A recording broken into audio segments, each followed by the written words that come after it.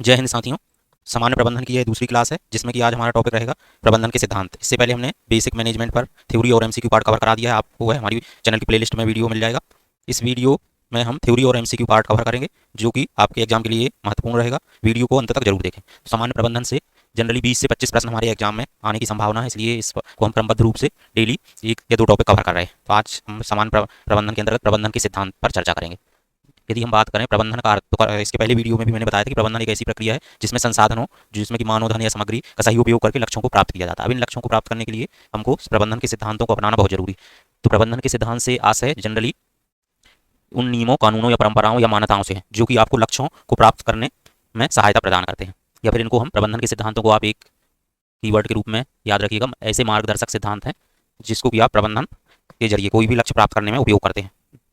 और इसमें जो है प्रबंधन के कार्य भी शामिल रहते हैं, फंक्शन ऑफ मैनेजमेंट। तो योजना बनाना सबसे मुख्य काम है, भविष्य की कार्यशैली, कार्य योजना तैयार करना, लक्ष्य तय करना, जोखिम का अनुमान लगाना। इसके अलावा संगठन और ऑर्गेनाइजिंग कार्यों, इसके अंतर्गत संगठन में कार्यों का विभाजन होता है, जिम्मेदारियों का निर्धारण, संसाधनों की व्यवस्था। और इसके अलावा ये डायरेक्टिंग जो कि निर्देशन है, ये अलग अलग इनके चैप्टर भी हैं, तो इनको हम आगे विस्तार से पढ़ेंगे। तो निर्देशन में क्या होता है? कर्मचारियों को मार्गदर्शन देना, प्रेरणा देना या फिर नेतृत्व करना, मतलब उनको डायरेक्ट करना। नियंत्रण में क्या आता है? इसके अंतर्गत कार्य की निगरानी करना, प्रदर्शन का मूल्यांकन और सुधारात्मक कदम उठाना। अब यहाँ पर प्रबंधन के सिद्धांत, तो यहाँ हम प्रबंधन के 14 सिद्धांत पढ़ेंगे। अभी मैंने बताया कि प्रबंधन के सिद्धांत क्या है, कि ऐसे नियम या कानून या परंपराएं जो कि हमको पूर्व निर्धारित लक्ष्य को प्राप्त करने के लिए इनका हम उपयोग करते हैं, और या फिर इनको मार्गदर्शक सिद्धांत भी कहते हैं। अब यहाँ पर दो जो है प्रबंधन में आपको दो लोग मिलेंगे, एक हेनरी फ्यूल और एक WH टेलर। तो इसमें हेनरी फ्यूल ने दिए थे 14 मार्गदर्शक सिद्धांत। तो कई बार प्रश्न बनता है कि हेनरी फ्यूल के द्वारा कितने सिद्धांत दिए गए प्रबंधन के? तो 14 सिद्धांत दिए गए। हेनरी फ्यूल को एडमिनिस्ट्रेटिव मैनेजमेंट का जनक भी कहा जाता है, प्रशासनिक प्रबंधन का जनक किसको कहा जाता है? हेनरी फ्यूल को। तो प्रबंधन के सिद्धांत हैं कार्य का विभाजन, कार्य को छोटे छोटे भागों में बांटना, अधिकार और जिम्मेदारी, अनुशासन, नियमों का पालन करना, फिर है आदेश की एकता, यूनिटी ऑफ कमांड। इनसे भी इंडिविजुअली प्रश्न बन जाते हैं। तो ये हेनरी फ्यूल के जो 14 सिद्धांत हैं, इनको अच्छे से हमको देखना। कार्य का विभाजन, अधिकार और जिम्मेदारी, अनुशासन, डिसिप्लिन, आदेश की एकता। इसमें क्या होता है? एक कर्मचारी को एक ही अधिकारी से आदेश मिलना चाहिए। देशा की एकता, तो इसमें होता है यूनिटी ऑफ डायरेक्शन, जिसमें कि समान उद्देश्य वाले कार्यों का एक योजना के तहत संचालन किया जाता है। फिर अगला है व्यक्तिगत हित से ऊपर संगठन का हित। तो संगठन का हित सर्वोपरि होना चाहिए। पारिश्रमिक, इसमें कर्मचारियों को उचित वेतन मिलना चाहिए। केंद्रीकरण, निर्णय लेने की शक्ति का स्तर केंद्रीकरण पर आधारित होना चाहिए। स्कीलर श्रृंखला, आदेश देने की स्पष्ट श्रृंखला होनी चाहिए। व्यवस्था, सही व्यक्ति सही स्थान पर होना चाहिए। इक्विटी, समानता भी होनी चाहिए। कर्मचारियों के साथ न्यायपूर्ण व्यवहार होना चाहिए। स्थिरता, स्टेबिलिटी ऑफ टेन्योर, कर्मचारियों की नौकरी में स्थिरता होनी चाहिए। पहल, इनिशिएटिव, कर्मचारियों को नए विचार देने का अवसर मिलना चाहिए। और टीम भावना, टीम वर्क और एकता बनाए रखना चाहिए। कई बार इनसे प्रश्न, ये 14 सिद्धांत हैं, इनसे बन जाता है प्रश्न कि इनमें से कौन सा सिद्धांत हेनरी फ्यूल के 14 सिद्धांतों में शामिल नहीं है। तो 14 आपको याद होने चाहिए। प्रबंधन के महत्व की यदि बात करें, इंपॉर्टेंस ऑफ मैनेजमेंट, तो लक्ष्य प्राप्ति में सहायता, संसाधनों का सही उपयोग, कार्य में समन्वय और उत्पादन में वृद्धि। तो प्रबंधन किसी भी संगठन की सफलता की कुंजी है। ये सही सिद्धांतों और कार्यों के माध्यम से संगठन अपने लक्ष्यों को आसानी से प्राप्त कर सकता है। तो ये शॉर्ट में मैंने इसके प्रबंधन के सिद्धांत बताए हैं। जनरली ये जो 14 सिद्धांत दिए हैं हेनरी फ्यूल ने, यहाँ से प्रश्न बहुत ज़्यादा बनते हैं, इनको अच्छे से देख लीजिएगा। अब हम बात करते हैं इन्हीं जो इसी थ्योरी पार्ट पर आधारित हम MCQ देखते हैं। 20 MCQ यहाँ पर रहेंगे। प्रबंधन के जनक किसे कहा जाता है? तो हेनरी फ्यूल को प्रबंधन का जनक कहा जाता है। कार का विभाजन किसका सिद्धांत है? तो अभी हमने देखा था, ठीक। तो इंडिविजुअली उन 14 सिद्धांतों से प्रश्न आ जाते हैं। तो कार का विभाजन किसका सिद्धांत है? हेनरी फ्यूल का।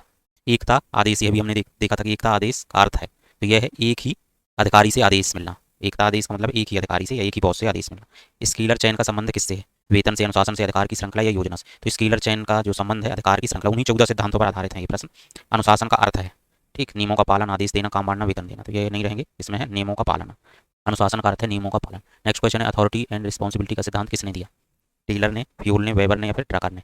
तो अथॉरिटी एंड रिस्पॉन्सिबिलिटी, यह भी 14 सिद्धांतों में था, तो यह हेनरी फ्यूल ने दिया। एस्पिरिट दी कॉर्प्स का अर्थ है, तो यह है टीम भावना, ठीक। स्पिरिट के साथ कोई भी काम करना, तो यह है टीम भावना को दर्शाता है। सब ऑर्डिनेशन ऑफ इंडिविजुअल इंटरेस्ट का अर्थ है, तो इसका अर्थ है संगठन का हित पहले। यहाँ पर हम एक पॉइंट और डिस्कस करना चाहेंगे। देखिए, मैनेजमेंट में बहुत सारी टर्मिनोलॉजी इंग्लिश में रहेगी, तो आप यहाँ पर हिंदी प्लस इंग्लिश, ये दोनों भाषा में इसको कोशिश करें देखने की। उसका इंग्लिश वर्जन भी आपको पता है, कई बार प्रश्न जो है इंग्लिश वर्जन से आ जाएगा, और हिंदी वर्जन जब भी आप प्रश्न देखेंगे एग्जाम हॉल में, तो हिंदी के साथ इंग्लिश वर्जन से भी उसको तुलना करके देखें, समझने में, प्रश्न को समझने में आपको आसानी होगी। रिम्यूनरेशन का संबंध किससे है? तो यह है वेतन से। री इन्वेस्टमेंट भी बोल देते हैं, तो यह संबंध है वेतन से। सेंट्रलाइजेशन या केंद्रीकरण है, तो शक्ति का केंद्रीकरण से संबंध है। ऑर्डर का सिद्धांत क्या दर्शाता है? ये सही स्थान पर सही व्यक्ति। ऑर्डर का सिद्धांत दर्शाता है सही स्थान पर सही व्यक्ति। इक्विटी का अर्थ है समानता और न्याय। स्टेबिलिटी ऑफ पर्सनल का मतलब है कर्मचारियों की स्थिरता। इनिशिएट का अर्थ है स्वयं पहल करना, बी राइट आंसर है यहाँ पर। यूनिटी ऑफ डायरेक्शन का अर्थ है एक योजना एक लक्ष्य। नेक्स्ट क्वेश्चन है वैज्ञानिक मैनेजमेंट किसने दिया था, ठीक है। तो देखिए यहाँ पर मैंने आपको बताया था एडमिनिस्ट्रेटिव मैनेजमेंट दिया था हेनरी फ्यूल ने, और जबकि साइंटिफिक मैनेजमेंट दिया था टेलर ने। ठीक है, कई बार प्रश्न आया हुआ है, इसको अच्छे से नोट कर लीजिएगा कि एडमिनिस्ट्रेटिव मैनेजमेंट का जनक हेनरी फ्यूल को माना जाता है, जिनके द्वारा 14 सिद्धांत दिए गए थे, जबकि साइंटिफिक मैनेजमेंट का प्रतिपादक टेलर है। टाइम स्टडी का संबंध किससे है, तो टाइम स्टडी का संबंध टेलर से है। मोशन स्टडी किसका सिद्धांत है, तो यह है गिलब्रेथ का। मोशन स्टडी है सिद्धांत गिलब्रेथ का। प्लानिंग का अर्थ है भविष्य की योजना बनाना। लास्ट क्वेश्चन कंट्रोलिंग का क्या अर्थ है, तो यह कार्य की निगरानी करना। तो यह थे हमारे जनरल मैनेजमेंट से संबंधित कुछ एमसीक्यू और थ्योरी पार्ट। हम कंटिन्यू जितने भी टॉपिक हैं तो आपको शॉर्ट में थ्योरी पार्ट और इसके एमसीक्यू कवर करा देंगे। आप यदि पूरे वीडियो अच्छे से वॉच कर लेते हैं तो निश्चित तौर पर आपको काफ़ी लाभ मिलेगा। हमारी चैनल से जुड़ने के लिए और इस वीडियो की पीडीएफ के लिए आप इस नंबर पर मैसेज कर सकते हैं। Thank you.